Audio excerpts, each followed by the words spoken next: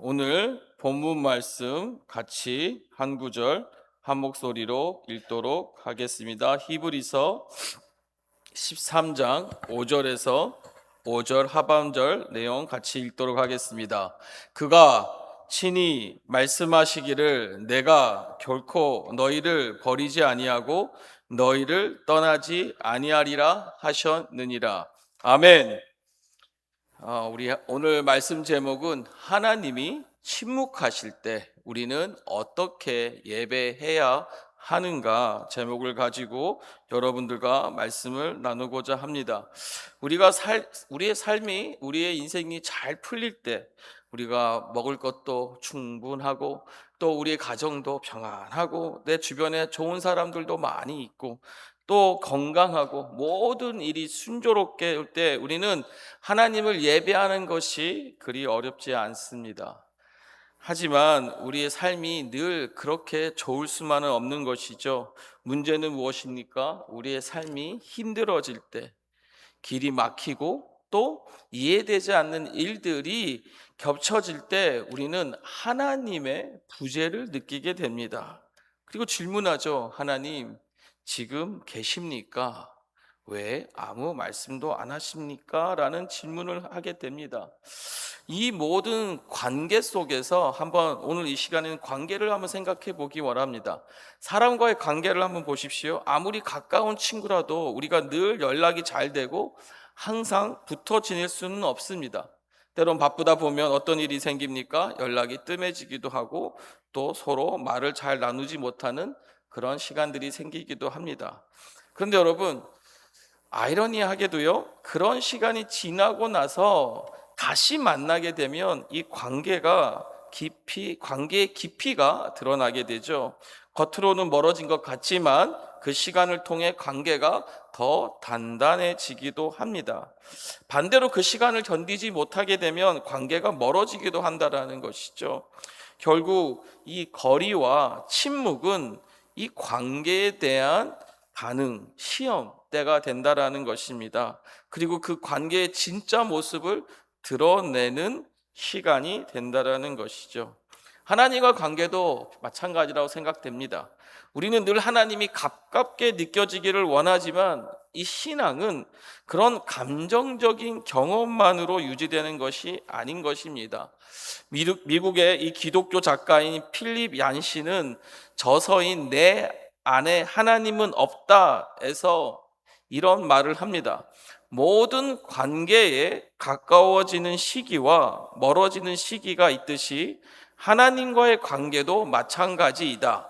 아무리 친밀한 관계라도 주는 항상 한쪽에서 다른 한쪽으로 움직인다라고 표현했습니다. 바로 그 멀게 느껴지는 그러한 시간이 우리의 신앙에는 가장 힘든 시간이 될 수 있습니다. 하지만 동시에 가장 깊어질 수 있는 은혜의 시간이 된다라는 것입니다. 성경을 보면요, 하나님과 가장 가까웠다고 평가받았던 사람들조차도 이 침묵의 시간을 지나갑니다. 특별히 이 다윗은 하나님과 아주 가까운 관계를 가졌던 사람이었습니다. 그래서 하나님은 다윗을 향해 뭐라고 말씀하시죠? 내 마음에 합한 자다, 합한 사람이라고 부르시면서 이 다윗을 기뻐하시는 모습을 볼 수가 있습니다. 그런데 여러분, 이런 다윗조차도 하나님이 멀게 느껴지는 그 순간들이 자주 있었다라는 거예요. 그래서 그런 어려움 속에서 탄식하는 것을 다윗이 쓴 시편에서 우리가 찾아볼 수가 있습니다. 시편 10절 1절입니다. 여호와여, 어찌하여 멀리 서시며 어찌하여 환난 때에 숨으시나이까. 시편 22편 1절입니다. 내 하나님이여, 내 하나님이여, 어찌하여 나를 버리셨나이까. 어찌 나를 멀리하여 돕지 아니하옵시며 내 신음하는 소리를 듣지 아니하시나이까. 사실 여러분, 하나님은 다윗을 떠난 적이 없습니다. 또한 하나님은 우리를 떠난 적이 없으십니다. 하나님은 분명히 말씀하십니다. 나는 너를 결코 떠나거나 버리지 않을 것이다 라며 신명기에서도 2번, 또 성경의 여러 군데서 반복해서 말씀하고 약속하고 계십니다. 하지만 여러분 잘 보세요. 하나님은 우리가 항상 하나님의 임재를 느낄 것이라고 약속하지는 않으셨다라는 것이죠. 오히려 성경을 잘 보시면 때론 하나님께서 하나님의 얼굴을 숨기는 것처럼 느껴지는 순간이 있다라고 성경은 우리에게 말하고 있습니다. 때로는 우리가 영적인 침체를 경험합니다. 오늘날 아침 눈을 뜨면 그동안 느껴졌던 이 영적 감각이 다 사라진 것 같은 순간이 옵니다. 기도를 해도 아무 일도 일어나지 않는 것 같은 상황, 악한 것들을 물리치려고 해도 달라지는 것이 없는 상황들, 또 신앙적인 훈련도 해보고 친구들에게도 주위 교우들에게도 기도를 부탁해보고 또 떠오르는 모든 죄를 다 회개해 봅니다. 그런데도 어떠한 느낌이 없을 때가 있다라는 거죠. 아는 주변 사람들에게도 가서 말씀대로 용서를 구하고 또 하나님의 말씀대로 선한 행동들을, 선한 친절을 베풉니다. 또 안 되니까 막 금식까지도 해보는 거죠. 그런데 여전히 아무런 변화가 없는 거예요. 그러면 어떤 생각이 들까요? 이 어려움이, 이 영적인 침체가 얼마나 계속될까? 몇 주일까? 몇 달일까? 과연 끝나기는 할까? 기도를 해도 마치 천장에 부딪히는, 되돌아오는 것처럼 느껴질 때 절망 가운데 우리는 이렇게 외치죠. 도대체 나에게 무슨 문제가 있는 거야? 하지만 여러분, 진실은 여러분들에게, 우리에게 문제가 있는 것이 아닙니다. 이것은 하나님과의 관계가 더 깊어지고 더 성숙해지는 과정에서 아주 정상적으로 일어나는 시험과 성숙을 위한 과정의 단계라는 것입니다. 모든 그리스도인은 적어도 한 번, 보통은 여러 번 이런 과정을 지나게 됩니다. 이 시간은 분명히 고통스럽고 혼란스럽습니다. 그러나 무엇을 위해서? 우리의 믿음이 자라기 위해서는 반드시 필요한 과정이라는 것이죠. 욥 또한 역시 고통 가운데 하나님의 임재를 느끼지 못했지만 그는 이렇게 고백합니다. 욥기서 23장 8절 10절입니다. 그런데 내가 앞으로 가도 그가 아니 계시고 뒤로 가도 보이지 아니하며 그가 왼쪽에서 일하시나 내가 만날 수 없고 그가 오른쪽으로 돌이키시나 배울 수 없구나. 같이 읽겠습니다. 그러나 내가 가는 길을 그가 아시나니 그가 나를 단련하신 후에는 내가 순금과 같이 되어 나오리라. 보세요. 보이지 않아도, 느껴지지 않아도 하나님은 여전히 함께 계시며 그 시간을 통해 우리의 믿음이 어떻게 된다고요? 더욱 순금처럼 빚어가고 계신다라는 것이죠. 또 우리는 종종 하나님이 침묵하실 때에 그 이유가 우리의 죄 때문이라고 오해를 합니다. 혹시 하나님이 나에게 화가 나신 걸까? 내가 지은 죄 때문에 하나님이 나를 징계하시는 걸까? 여러분, 물론 죄는요 하나님과의 친밀한 교제를 막습니다. 불순종하고 사람들과의 갈등이 있고 우리의 일상이 너무나 바쁘고 세상과의 수많은 타협 같은 것들이 하나님의 성령을 근심하게 하고 우리의 교제를 막을 때가 있습니다. 하지만 많은 경우 이 침묵은 정죄가 아니라 믿음을 단련시키시는 하나님의 훈련이라는 것이죠. 믿음의 시험 과정입니다. 그 시험의 핵심은 이것입니다. 하나님의 임재가 느껴지지 않아도, 삶 속에서 하나님의 일하심이 보이지 않아도 여전히 하나님을 사랑하고 신뢰하고 순종하며 나아가 하나님을 예배할 수 있는가? 그런데 오늘 우리의 신앙에서 가장 조심해야 할 부분이 있습니다. 그것은 하나님을 찾는 것이 아니라 느낌을 찾는 신앙입니다. 어떠한 감정이 있어요. 어떠한 눈물이 있어요. 그러면 하나님을 만났다고 생각하고 반대로 감정이 없어요. 눈물이 없어요. 그러면 하나님이 안 계신다고 생각하는 것이죠. 사실 하나님은요, 우리가 감정에 의존하지 않도록 때로는 그 감정을 거두어 가실 때가 있습니다. 믿음이 어린 시기에는 여러분, 하나님께서 많은 감정적인 확신을 주십니다. 때로는 아직 미성숙하고 자기중심적인 기도에도 하나님은 응답해 주십니다. 왜 그렇습니까? 이로하여금 우리가 하나님이 실제로 살아계신 분임을 알도록 돕기 위함이라는 것이죠. 그런데 여러분, 믿음이 자라갈수록 하나님은 오히려 우리를 감정이 아니라 무엇 위에? 말씀과 약속 위에 있는 믿음, 그러니까 보이는 것이 아니라 보이지 않는 하나님을 신뢰하는 믿음으로 우리를 이끌어 간다라는 것이죠. 결국 여러분, 참된 예배는 느껴지기 때문에 드리는 것이 아니라 느껴지지 않아도 하나님이 여전히 하나님이시기 때문에 드리는 예배인 것입니다. 물론 하나님은 우리가 그분의 임재를 느끼기를 원하십니다. 하지만 그보다 더 중요하게 보시는 것은 우리가 하나님을 얼마나 느끼냐가 아니라 무엇일까요? 바로 얼마나 신뢰하느냐입니다.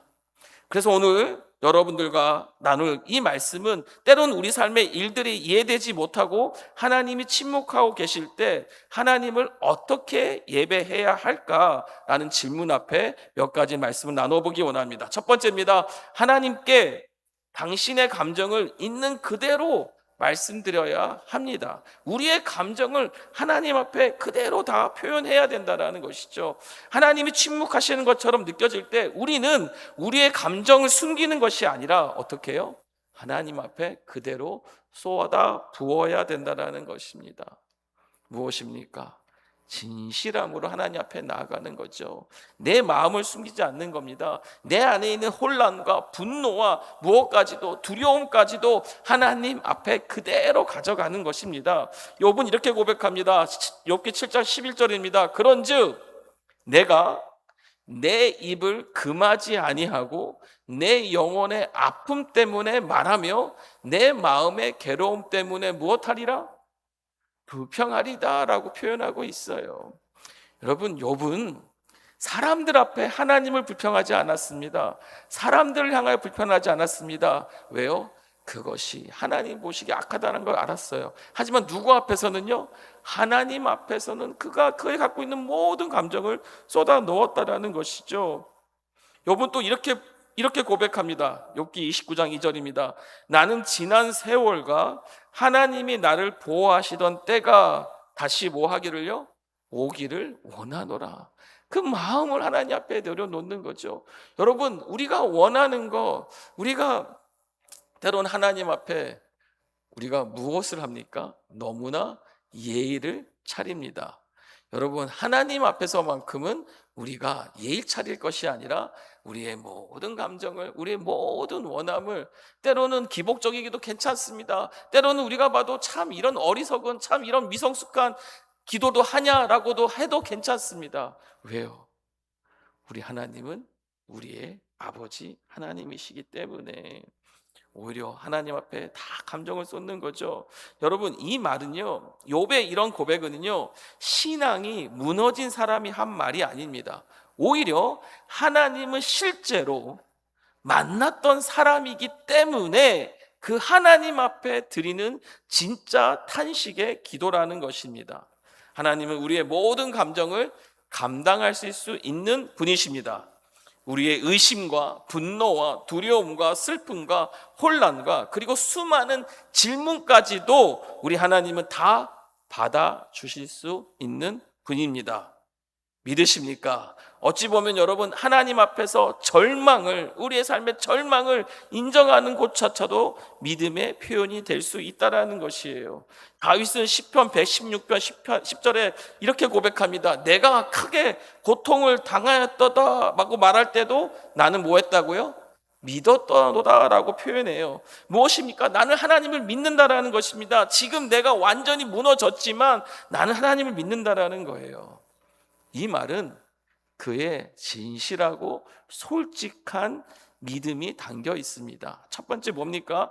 그는 누굴 믿었어요? 하나님이 계심을 믿었어요. 둘째는 하나님이 자신의 기도를 들으신다라는 것을 믿었다라는 거예요. 세 번째는 자신의 감정을 솔직하게 쏟아내도 우리 하나님은 여전히 자신을 사랑한다라는 것을 믿었다라는 것입니다. 사랑하는 여러분, 참된 예배는 감정을 숨기는 데서 시작되지 않습니다. 오히려 있는 모습 그대로 하나님 앞에 나아가는 것, 그것이 믿음이라는 것입니다. 그 자리가 무슨 자리입니까? 은혜의 자리라는 겁니다. 그 자리가 회복의 시작이라는 것이고, 그 자리에서 우리의 예배는 다시 살아나기 시작한다라는 것이죠. 두 번째는 여러분, 하나님이 어떤 분이신지에 우리가 집중해야 합니다.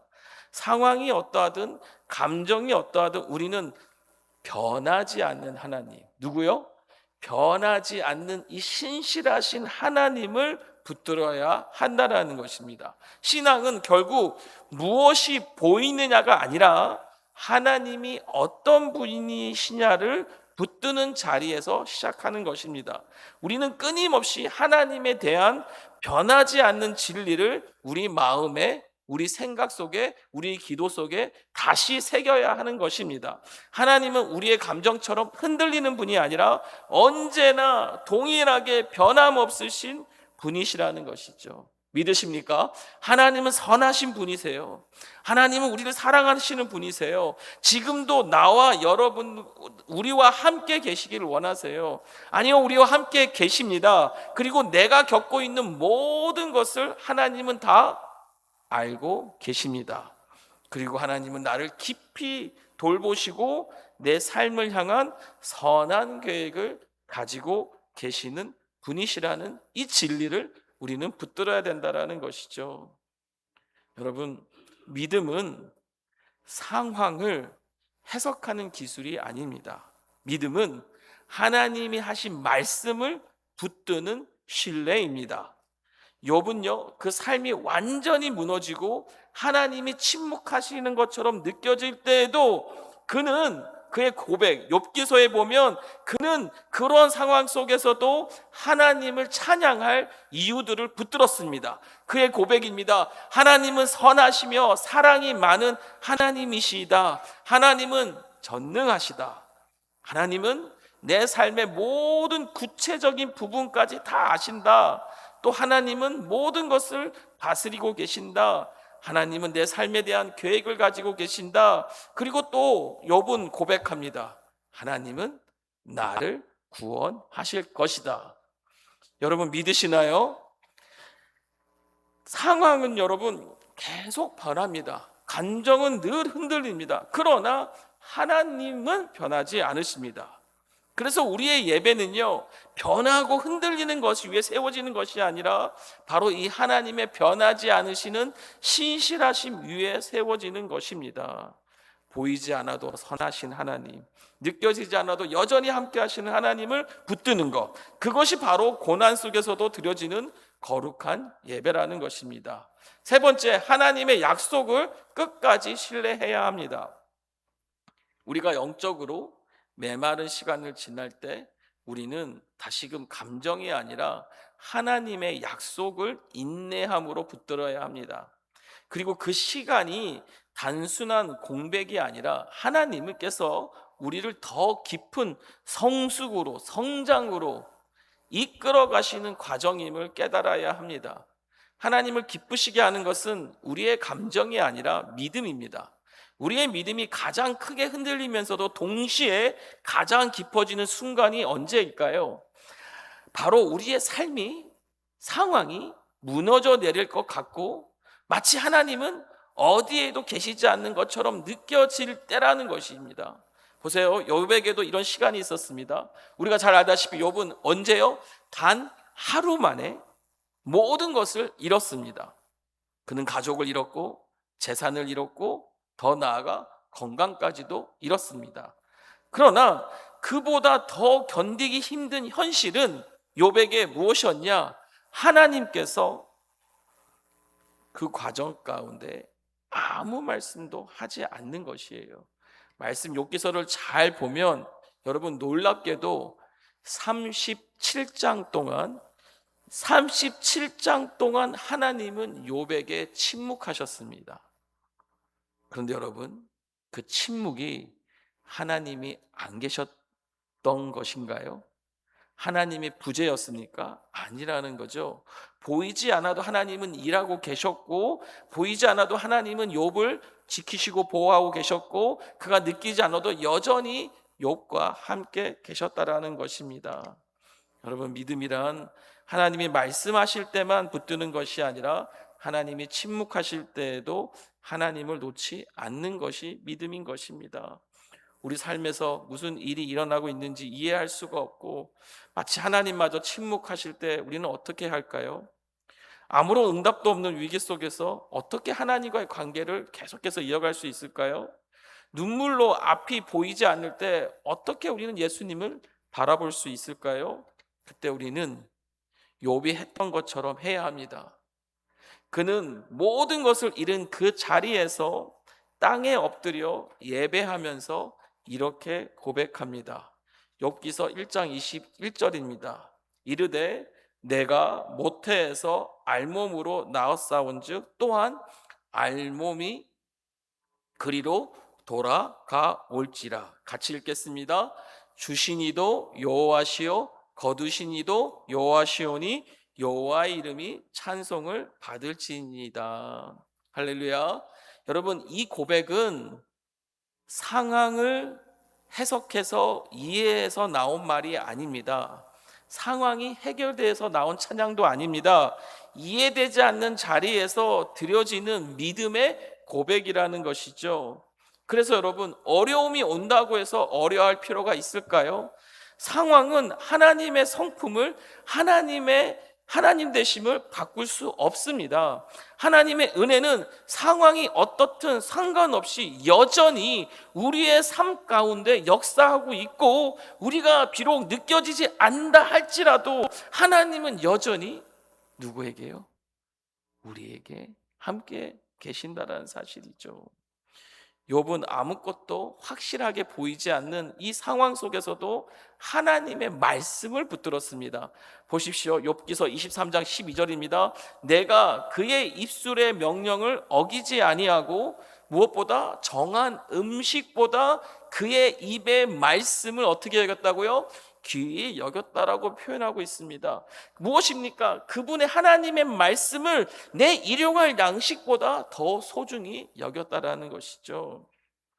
이처럼 욥은 하나님의 말씀에 대한 신뢰가 있었기에 모든 것이 무너진 이 상황 속에서도 그는 신실함을 지킬 수 있었습니다. 그의 믿음은 고통 가운데서도 흔들리지 않았습니다. 그래서 그는 이렇게까지 고백합니다. 욥기서 14장 15절 말씀입니다. 새 번역인데 한번 말씀 같이 한번 읽어보겠습니다. 하나님이 나를 죽이려고 하셔도 나로서는 잃을 것이 없다. 어디까지 고백합니까? 하나님이 비록 나를 죽이려고 해도 나는 잃을 것이 없다라는 고백까지 욥은 하게 되었다라는 거예요. 사랑하는 여러분, 하나님께 버림받은 것처럼 느껴지실 때에도 그 감정을 넘어 하나님을 계속 신뢰하는 것, 그것이 바로 하나님이 기뻐하시는 참된 예배인 줄 믿습니다. 느낌이 아니라 무엇이요? 약속을 붙드는 믿음, 보이는 것이 아니라 말씀 위에 서는 신뢰, 그 자리에서 우리의 믿음은 더욱 순전해지고 우리의 예배는 하나님께 가장 온전히 드려지게 되는 것입니다. 네 번째로 하나님께서 이미 우리를 위해 행하신 일을 기억해야 합니다. 우리는 십자가를 기억해야 합니다. 하나님이 우리를 위해 더 이상 아무것도 해주지 않으신다 해도 우리는 평생 동안 하나님을 찬양해야 할 충분한 이유가 있습니다. 무엇일까요? 바로 그 이유는 예수 그리스도께서 십자가에서 우리를 위해 행하신 일 때문입니다. 하나님의 아들이 우리를 위해 죽으셨습니다. 이것이 우리가 예배드리는 가장 크고 결정적인 이유입니다. 그런데 종종 우리는 하나님이 우리를 위해 치르신 이 희생을, 엄청난 희생을 잊는다라는 것이에요. 익숙함이 그 은혜를 무디게 만든다라는 것이죠. 그래서 다시 우리는 십자가를 바라보아야 합니다. 예수님께서는 십자가에 달리시기 전 이미 조롱과 수치 가운데 계셨습니다. 그의 옷이 벗겨지고 채찍에 맞아 알아볼 수 없을 정도로 상하셨으며 사람들의 멸시와 조롱을 온몸으로 받으셨습니다. 과시간을 쓰시고 침뱉음을 당하셨고 짐승보다 못한 취급을 받으신 채 피를 흘리며 그 무거운 십자가를 지고 그 언덕을 오르셨습니다. 그리고 결국 그 십자가 위에서 로마의 가장 잔혹한 처형 방식 속에서 그는 천천히 죽어갔습니다. 그분이, 예수님이 피를 흘리시는 동안에도 사람들은 조롱하며 비웃었습니다. 너가 하나님의 아들이라면 내려와 보라 라고 주님을 모욕했습니다. 그리고 그 순간 예수님께서는 세상의 죄와 모든 죄의 책임을 모두 짊어지신 채 나의 하나님, 나의 하나님, 어찌하여 나를 버리셨나이까? 라고 외치며 돌아가셨습니다. 그때 하나님은 죄를 향한 거룩한 심판 가운데서 하나님의 얼굴을 돌리셨고, 이 아들은 완전한 고통 속에서 하나님과의 단절됨의 외침을 드린 것을 우리는 볼 수가 있습니다. 여러분, 예수님은요 스스로 구원하실 수 있었습니다. 그러나 그렇게 하셨다면 우리는 결코 구원받을 수 없었습니다. 그래서 그분은 내려오지 않으셨고 우리를 살리기 위해 끝까지 십자가에서 죽임을 당하신 것입니다. 이 사실 하나만으로도 우리의 예배는 영원토록 멈출 수 없는 것입니다. 왜 하나님은 이런 끔찍하고 잔혹한 고난을 허용하시고 또 끝까지 감당하게 하셨을까요? 왜 그 모든 고통을 그대로 두셨을까요? 그 이유는 단 하나라는 것이죠. 바로 우리를 멸망에서 건지시고 우리를 하나님의 영광 안으로 초대하기 위해서라는 것입니다. 성경은 이렇게 말합니다. 고린도후서 5장 21절입니다. 하나님이 죄를 알지도 못하신 이를 우리를 대신하여 죄로 삼으신 것은 우리로 하여금 그 안에서 하나님의 의가 되게 하려 하심이라. 예수님께서는 모든 것을 내려놓으셨습니다. 그래서 우리가 모든 것을 누리게 하기 위해서였습니다. 그분은 죽으셨습니다. 그래서 우리가 영원히 살게 하기 위해서라는 것이죠. 이 사실 하나만으로도 우리는 평생 감사와 찬양을 드릴 수 있는 것입니다. 이제 더 이상 무엇을 감사해야 할까라고 묻지 않아도 됩니다. 십자가를 바라보는 순간 감사의 이유는 이미 충분하기 때문입니다. 말씀 맺도록 하겠습니다. 사랑하는 여러분, 우리 인생에는 때때로 하나님께서 아무 응답도 하지 않으시는 것처럼 느껴지는 순간들이 있습니다. 기도해도 길이 보이지 않고 상황은 더 어두워지고 우리의 마음은 지쳐가고 하나님 정말 살아계십니까? 라는 질문이 끊임없이 올라올 때가 있습니다.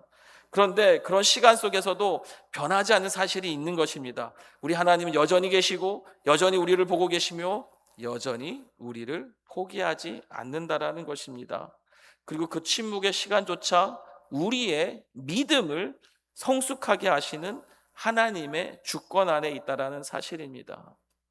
다윗도 그러했습니다. 그는 고통 속에서 하나님을 향해 탄식했고 때로는 원망처럼 들리는 고백도 했습니다. 그러나 그 마음 깊은 곳에는 하나님을 향한 끊어지지 않는 신뢰가 있었습니다.